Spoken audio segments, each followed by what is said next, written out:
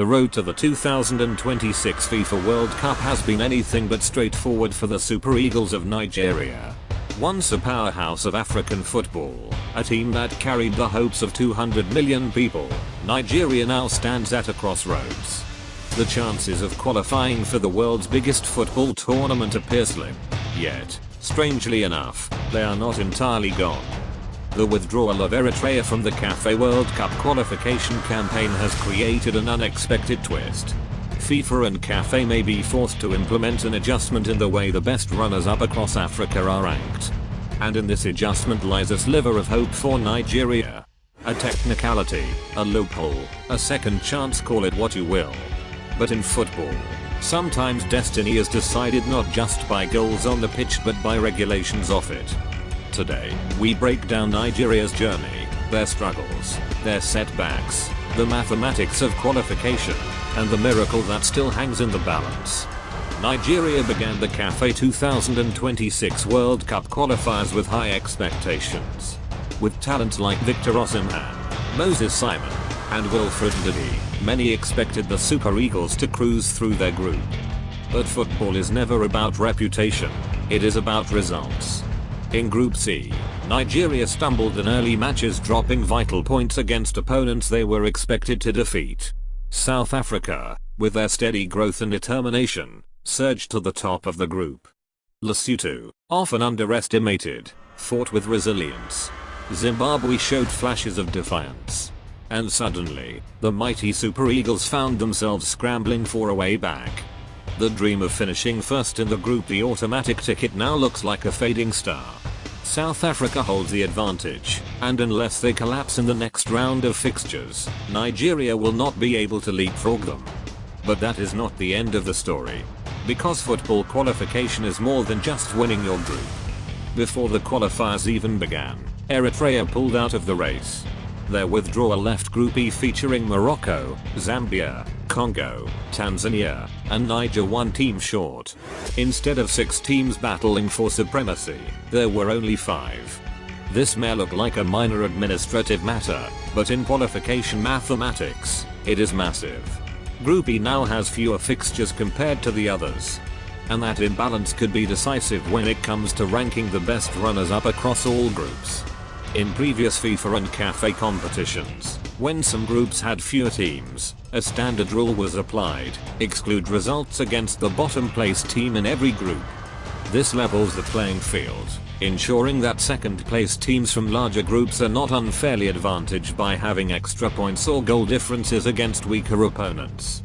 If this rule is applied in Africa's road to the 2026 World Cup, then Nigeria's destiny might suddenly look brighter.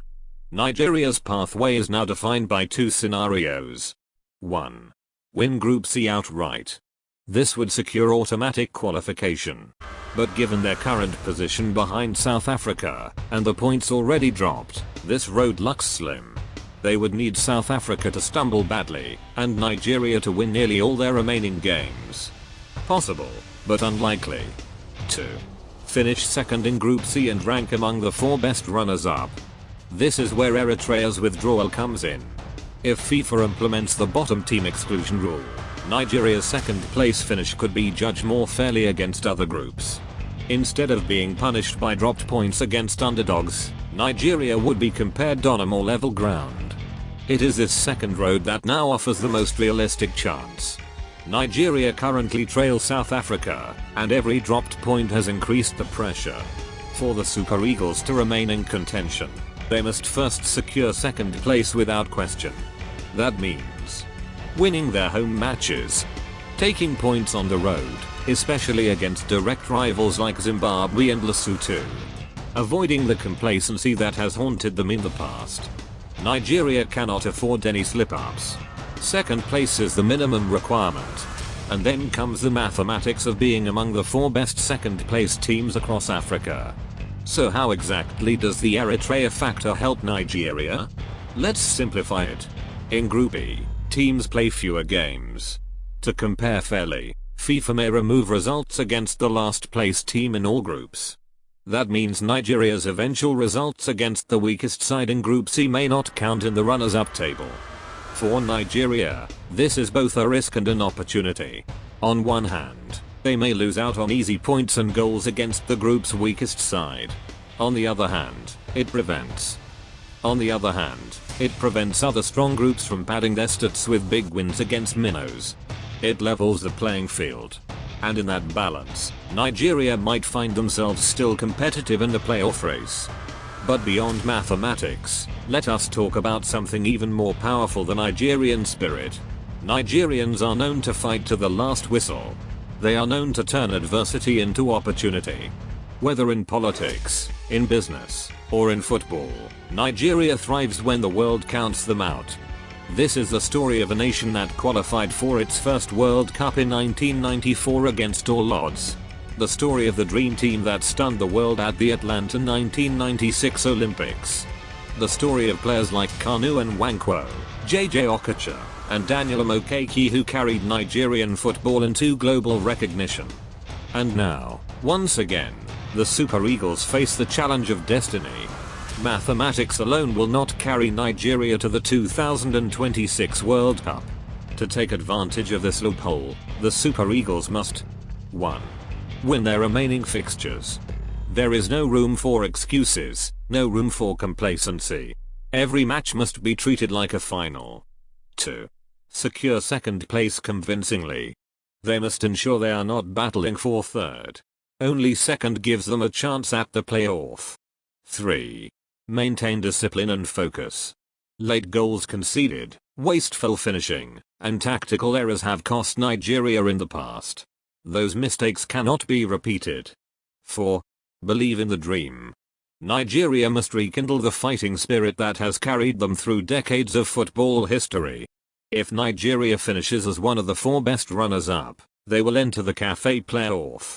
This will be a mini tournament between the 4 runners-up, with one winner advancing to the Intercontinental Playoff. The Intercontinental Playoff will then determine whether Nigeria books their ticket to the World Cup. It will be a tough path facing teams from other continents. But Nigeria has the quality, the history, and the pedigree to make it through. Nigerians are known to pray in situations like this. From churches to mosques, from homes to stadiums, prayers are lifted whenever the Super Eagles are in trouble.